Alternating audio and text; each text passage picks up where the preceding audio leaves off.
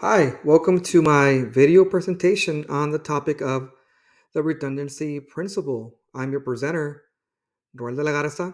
Let's get started.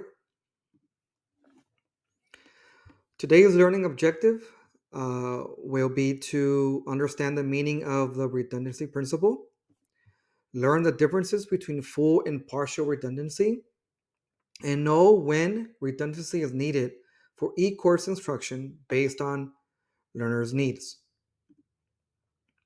So, what is the redundancy principle?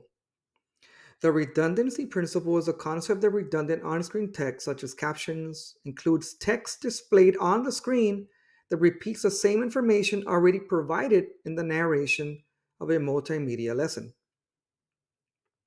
In other words, the redundancy principle suggests that presenting the same information on both visuals and auditory narration, along with the same redundant on screen text, in some cases might be beneficial. There are two forms of redundancy, there's full and partial. Let's take a closer look at the meaning of both. So, in a full redundancy example, multimedia presentation, according to the book, is characterized by multimedia content where a visual element is described using both audio narration and text displayed on screen, with the text providing the same information as the audio, as you can see on the example. On the other hand, multimedia with partial redundancy, according to the text, includes providing both audio explanations and a few keywords in on screen text that are derived from the audio to complement a visual. Again, as you can see here from the example on the screen. So, the big question is there any situation where incorporating redundant on screen text with a narrated graphics enhance e learning course instruction?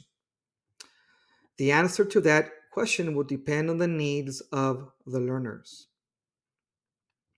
Here are some cases where redundancy is needed and beneficial to the learner. It's when learners are second language speakers, the words are unfamiliar or technical, the on screen text contains only a few keywords from the audio, learners control the pacing of the lesson, learners have high prior knowledge, and there are no on screen graphics. So, to conclude, and the bottom line is this, according to the author, applying the redundancy principle can be useful in circumstances where it is truly needed. The key is understanding the needs of your learners and remember that less is truly more.